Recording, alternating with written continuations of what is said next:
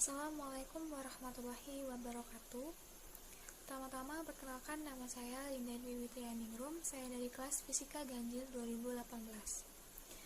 Pada video kali ini saya akan sedikit membuat video penjelasan tentang proses 1 dan proses 2 pada mata kuliah Fisika Statistik, di mana proses 1 ini merupakan proses membawa N buah sistem ke dalam assembly, sedangkan proses 2 itu untuk penyusunan sistem di dalam kelompok energi.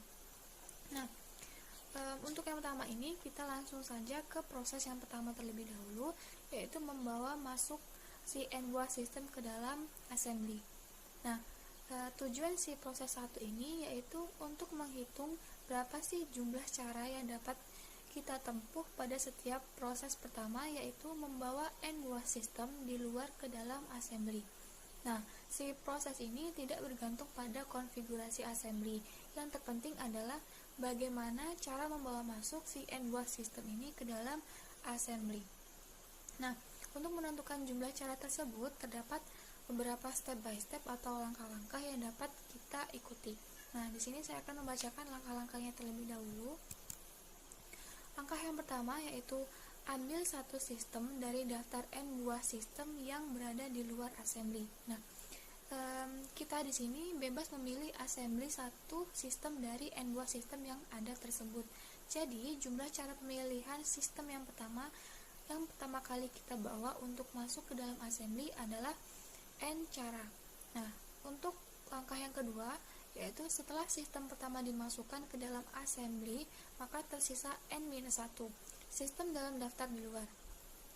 Ketika membawa masuk sistem kedua ke dalam assembly, kita dapat memilih salah satu dari N-1 buah sistem dalam daftar.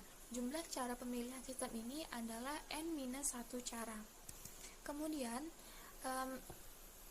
kita ikuti langkah seperti yang atas tadi. Nah, kemudian langkah yang keempat, akhirnya ketika sistem ke N akan dimasukkan ke dalam assembly, hanya ada satu sistem yang tersisa di luar. Nah, tidak ada pilihan-pilihan yang mungkin, sehingga jumlah cara memasukkan sistem ke N ke dalam assembly adalah hanya dengan satu cara. Kemudian untuk yang terakhir, dengan demikian jumlah total cara membawa masuk N buah sistem ke dalam assembly adalah N dikali N-1 dikali N-2 dikali hingga 2 dikali 1 sama dengan N faktor. Nah, di sini kita lihat telah ditampilkan bahwasanya ada gambar. Nah, di dalam gambar ini merupakan cara membawa N sistem di luar untuk masuk ke dalam assembly. Nah, dari gambar ini dapat kita lihat bahwasanya terdapat satu buah kotak dan 5 lingkaran yang berada di luar kotak. Nah, untuk memudahkan kita memahami gambar tersebut, kita dapat mengibaratkan si kotak ini sebagai wadah atau keranjang, sedangkan si lingkaran-lingkaran bulat yang ada di luar kotak tersebut kita ibaratkan sebagai buah.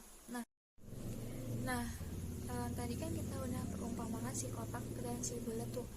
Nah, dimana si kotak ini adalah keranjang dan yang bulat itu kita umpamakan sebagai buah. Nah, di sini kita umpamain lagi, kita punya 5 buah jeruk sesuai jumlah yang ada pada gambar kan. Nah, pada saat kita memasukkan jeruk yang pertama ke dalam keranjang, itu kita menyebutnya dengan cara yang pertama, atau kita tulisnya tuh dengan N minus cara, sehingga jeruk yang di luar itu kan tersisa hanya 4 jeruk. Nah, pada saat kita memasukkan jeruk yang kedua, itu kita sebut dengan N-1 cara, karena kita kan udah memasukkan yang cara pertama tadi, jadi kan kita kehilangan satu cara. Maka pada saat kita memasukkan jeruk yang kedua, itu disebut dengan N-1 cara. Nah, sekarang kita masukkan buah ketiga. Nah, berhubung kita udah kehilangan 2 cara, jadi pada saat kita memasukkan buah ketiga, itu disebut dengan N-2 cara. Nah, begitupun seterusnya. Begitu juga seterusnya kan. Nah, pada saat kita proses pengambilan si buah yang terakhir, itu kan buah terakhir nih, jadi kan gak ada pilihan lagi buat kita mau ngambil buah yang mana. Jadi pada saat kita mengambil buah yang terakhir, itu disebut dengan satu cara. Nah, jadi total jumlah cara yang dapat kita tempuh pada saat sistem itu adalah ya yang ada di langkah kelima tadi, n dikali dalam kurung n-1 dikali n-2 dikali 2 dikali 1 hingga sama dengan totalnya itu adalah n faktor. Nah, baiklah, itu penjelasan untuk proses yang pertama, yaitu membawa n buah sistem ke dalam assembly. Kemudian kita akan lanjut ke proses yang kedua, yaitu penyusunan sistem di dalam kelompok energi. Nah, baiklah, kita lanjut untuk proses yang kedua, yaitu penyusunan sistem di dalam kelompok energi. Nah, kita tinjau untuk proses yang kedua, itu tahapan yang dapat kita tempuh adalah sebagai berikut. Nah, yang pertama yaitu tinjau kelompok 1 yang mengandung G1 keadaan dan ditempati oleh N1 sistem. Nah, sebagai ilustrasinya kita lihat gambar di bawahnya. Nah, itu kan sebenarnya nggak jauh beda dari si proses yang pertama tadi. Nah, cuman di sini yaitu terdapat partikel dan juga ada keadaan G1. Nah, di gambar ini terlihat bahwasanya yang 1, 2, 3 itu yang bulatan 1, 2, 3 itu kita sebutnya sebagai partikel. Nah, sedangkan yang N1-1 itu kita sebut dengan sistem. Nah, sedangkan yang garis-garis angka 1, 2, 3, 4 ini bisa kita sebut dengan keadaan angka. Nah, sedangkan untuk yang G1, G1-1 itu kita sebut dengan keadaan G1. Nah, di gambar ini terlihat bahwasanya partikel 1 ini kan mencoba untuk dimasukkan ke dalam keadaan nih. Nah, sebenarnya partikel 1 ini bisa dimasukkan ke dalam keadaan angka maupun keadaan G1. Jadi terserah kita mau masukinnya tuh ke keadaan yang mana gitu. Jadi nggak perlu misalkan keadaan 1 harus di keadaan, misalkan partikel 1 harus di keadaan 1, itu nggak kayak gitu. Itu terserah kita mau naruhnya di mana. Nah, pada saat kita memasukkan si partikel 1 ke keadaan 1, itu kita sebut dengan G1 cara. Nah, untuk selanjutnya untuk yang partikel kedua, nah kita masukkan sama kayak yang partikel pertama tadi, nggak perlu dimasukin ke keadaan 1, keadaan 2 atau G, terserah sebenarnya kita mau masukinnya kemana. Nah, pada saat kita masukin partikel kedua ini, itu disebutnya juga tetap dengan G1 cara. Jadi mau partikel keberapapun kita masukin keadaan, itu disebutnya tetap dengan G1 cara. Nah, kemudian kita baca slide selanjutnya. Ambil partikel pertama. Kita dapat menempatkan partikel ini entah di keadaan 1, keadaan 2, maupun keadaan 3, ataupun hingga keadaan ke G, sesuai sama yang saya bilang yang di awal tadi. Jadi itu terserah mau di keadaan manapun. Nah, jadi jumlah cara menempatkan partikel pertama pada kelompok 1 yang memiliki G1 keadaan adalah G1 cara. Nah, setelah partikel pertama, kita lanjut ke partikel yang kedua, yaitu kita ambil partikel kedua. Partikel ini pun terserah kita mau menempatkannya di keadaan yang mana. Nah, dengan demikian jumlah cara yang menempatkan partikel kedua itu disebut juga dengan G1 cara. Kemudian untuk slide selanjutnya,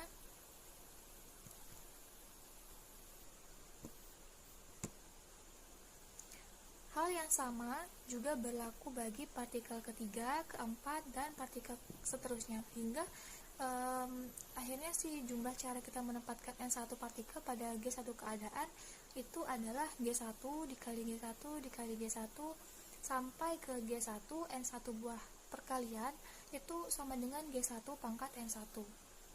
Nah, itu kan tertulis bahwasanya sejumlah G1 pangkat N1 cara di atas secara implisit mengandung makna bahwa urutan pemilihan partikel yang berbeda menghasilkan penyusunan yang berbeda pula. Nah, padahal sebenarnya itu tidak demikian.